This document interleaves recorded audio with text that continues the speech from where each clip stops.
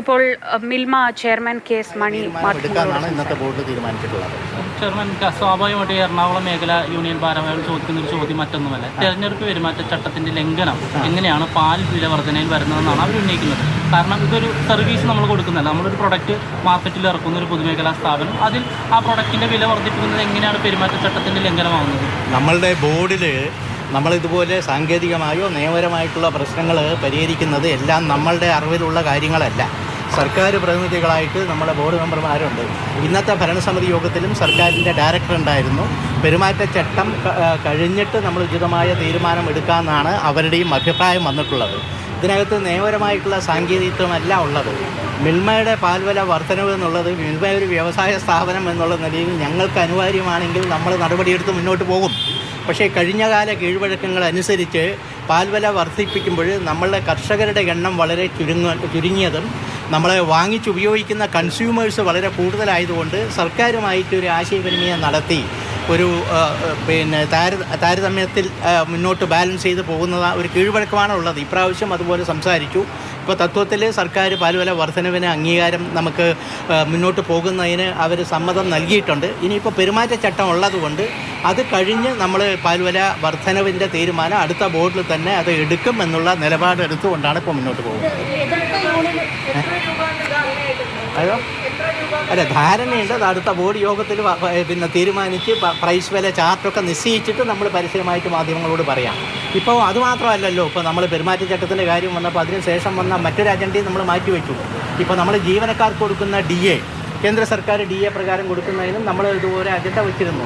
പക്ഷേ പെരുമാറ്റച്ചട്ടം നിലവിലുള്ള സാഹചര്യത്തിൽ അതും നമുക്ക് അടുത്ത ബോർഡിൽ മാറ്റാമെന്ന് പറഞ്ഞ് 2-3 അജണ്ട പെരുമാറ്റച്ചട്ടത്തിൻ്റെ സാഹചര്യത്തിൽ മാറ്റിവെക്കുന്നതിന് വേണ്ടി നമ്മൾ തീരുമാനം എടുത്തു.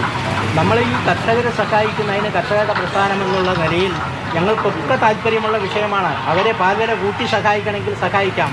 പക്ഷേ നമ്മളെടുത്തൊരു നിലപാട് പാൽവില കൂട്ടുന്നത് വൈകിപ്പോയതുകൊണ്ട് കർഷകർ ബുദ്ധിമുട്ടാതിരിക്കാനായി അവർക്കുള്ള ഉൽപ്പാദന ചെലവ് കുറവാക്കുന്നതിന് വേണ്ടി പരമാവധി സഹായങ്ങൾ നമ്മൾ ചെയ്തുകൊണ്ടിരിക്കുന്നുണ്ട്. കാലിത്തീറ്റ സബ്സിഡിയും മറ്റൊക്കെ ചെയ്തുകൊണ്ടിരിക്കുന്നുണ്ട്. ഇപ്പോൾ എറണാകുളം യൂണിയനിലുണ്ടാകുന്ന പ്രശ്നം അവരുടെ യൂണിയനിൽ കർഷകരുടെ പ്രശ്നങ്ങൾ നമുക്ക് മനസ്സിലാക്കാവുന്നതാണ്. നമ്മൾ ഈ കാലിത്തീറ്റ സബ്സിഡി 300 രൂപ കൊടുക്കുമ്പോൾ എറണാകുളം യൂണിയനിൽ മിൽമയുടെ കാലിത്തീറ്റ സബ്സിഡി നിരക്കിൽ കൊടുക്കുന്ന സംഘങ്ങളുടെ എണ്ണം വളരെ പരിമിതമാണ്.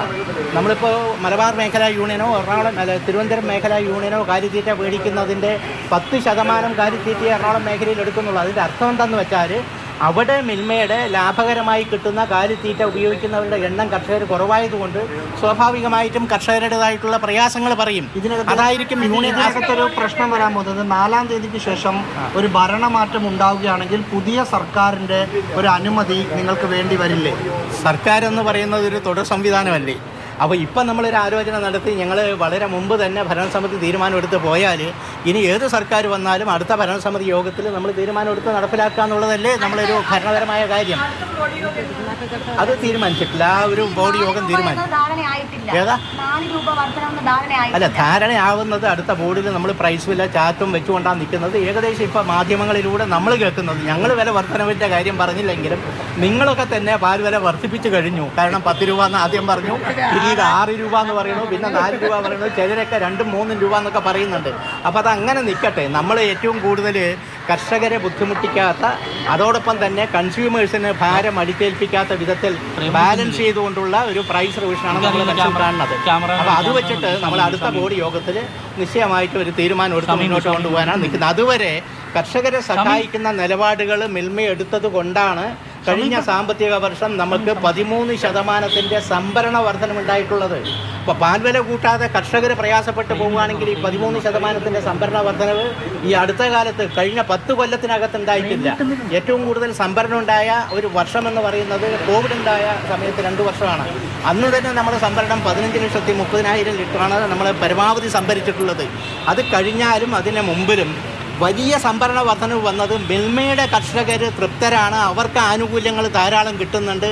മിൽമയ്ക്ക് കിട്ടുന്ന ലാഭത്തിൻ്റെ മൃഗീയ ഭാഗവും 92.5% കർഷകർക്ക് കാലിത്തീറ്റ സബ്സിഡിയും അതുപോലെ മറ്റ് ആനുകൂല്യങ്ങൾ കൊടുക്കുന്നത് കൊണ്ട് അവരെ തൃപ്തരാണ്.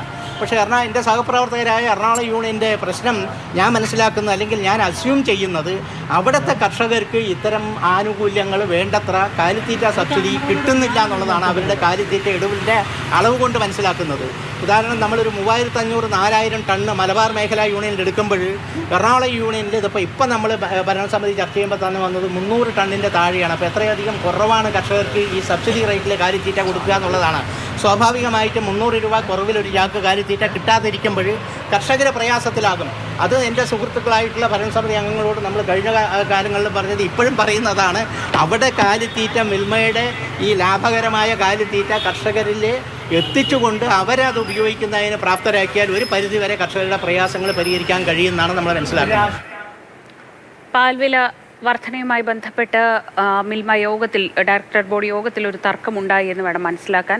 എന്തായാലും വില വർദ്ധിപ്പിക്കാൻ തീരുമാനമായിട്ടുണ്ടെങ്കിലും ഈ പെരുമാറ്റച്ചട്ട ഒക്കെ പൂർത്തിയായാൽ അത് മാറിയ ശേഷം മാത്രമേ അത് നടപ്പാക്കാനാകൂ എന്ന നിലപാടാണ് ചെയർമാൻ സ്വീകരിച്ചത്. പക്ഷേ എറണാകുളം മേഖലയ്ക്ക് അക്കാര്യത്തിൽ വിയോജിപ്പുണ്ട്. ഏത് സർക്കാരായാലും അടുത്ത സർക്കാർ വന്നാലും ആ തീരുമാനം നടപ്പാക്കുന്നതിൽ പ്രശ്നമുണ്ടാവില്ല എന്നതാണ് ചെയർമാൻ്റെ വാദം.